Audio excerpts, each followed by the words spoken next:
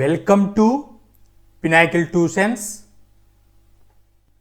My name is Dr. Venkatramana. ఈ వీడియోలో JEE mains 2026 prepare అవుతున్నటువంటి స్టూడెంట్స్ కోసం వన్ ఆఫ్ ది సబ్జెక్ట్ అయినటువంటి కెమిస్ట్రీ నుంచి ట్రిక్స్ అనేటువంటివి organic, inorganic, physical first year, second year కలుపుకొని హ్యూజ్ కాన్సెప్ట్స్ అనేటువంటివి ఉన్నాయి. ఈ కాన్సెప్ట్స్ అన్నిటినీ ఇన్ టైంలో గుర్తుపెట్టుకొని టైం మేనేజ్మెంట్ చేసుకుంటూ గుడ్ స్కోర్ రావడానికి ఈ ట్రిక్స్ అనేటువంటిది యూజ్ అవుతుంది. ఈ ట్రిక్స్ వలన 30% స్కోర్ అనేటువంటిది ఇంప్రూవ్ అవుతుంది. 65% స్ట్రెస్ అనేటువంటిది రిడ్యూస్ అవుతుంది ఎగ్జామినేషన్స్ టైంలో. ఈ ప్యాటర్న్లో వన్ ఆఫ్ ది టాపిక్ అయినటువంటి అటామిక్ మాడ్యూల్స్ ఎవల్యూషన్ మీద స్ట్రాటజీ వే క్లియర్గా ఎక్స్ప్లెయిన్ చేస్తాను.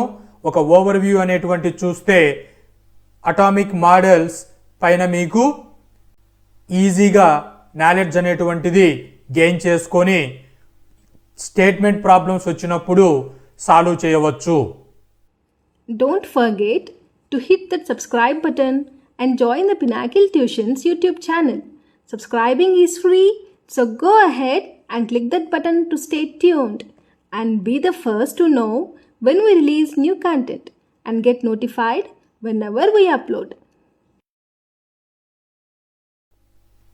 అటామిక్ మోడల్స్ అనేటువంటివి Dalton atomic model, Thomson atomic model, Rutherford atomic model, Bohr atomic model, de Broglie theorem, Schrodinger wave equation, Heisenberg uncertainty, ఇలా concepts అనేటువంటివి evolution జరిగి ఫైనల్గా ఇప్పుడు మనం డిస్కస్ చేస్తున్నటువంటి అటామిక్ స్ట్రక్చర్ అనేటువంటిది రావడం జరిగింది.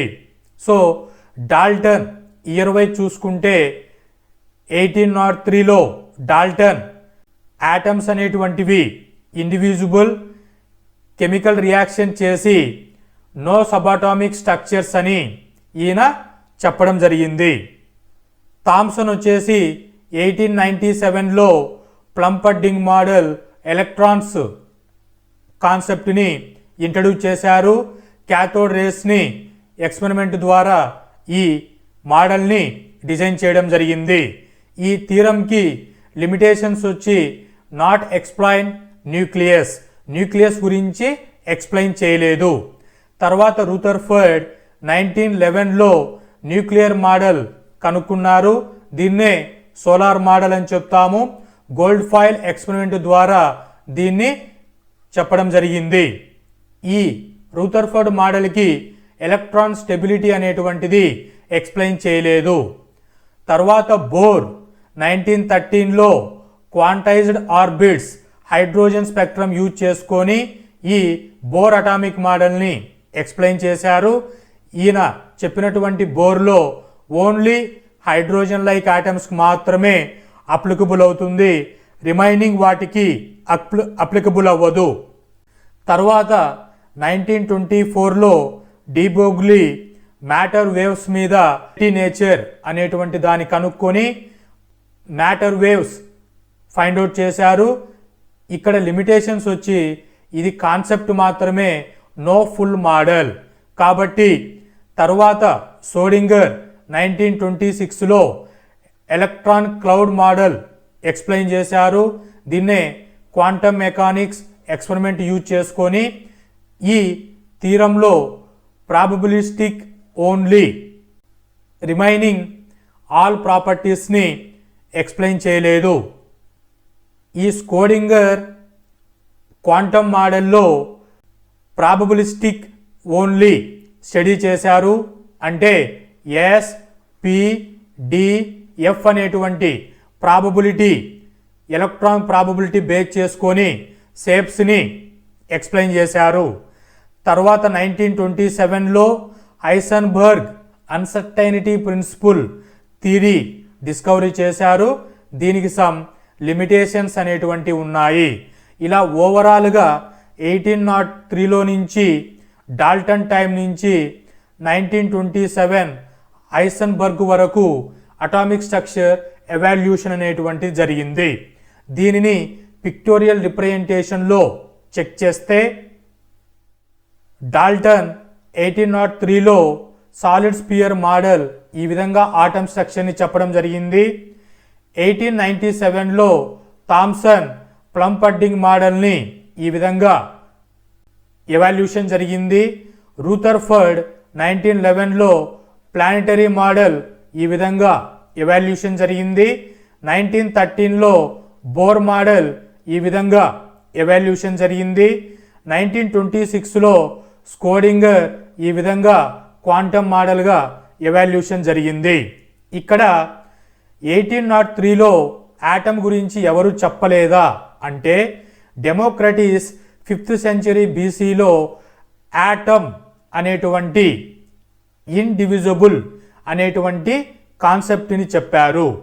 తరువాత 1913లో బోర్ దగ్గర నుంచి షోడింగర్ వేవ్ టైంలో డీబోగ్రిలీ 1924లో ఎలక్ట్రాన్ క్లౌడ్ అనేటువంటి కాన్సెప్ట్ని వేవ్ డ్యూయల్ నేచర్ ఉంటుంది అనేటువంటిది ఎక్స్ప్లెయిన్ చేశారు.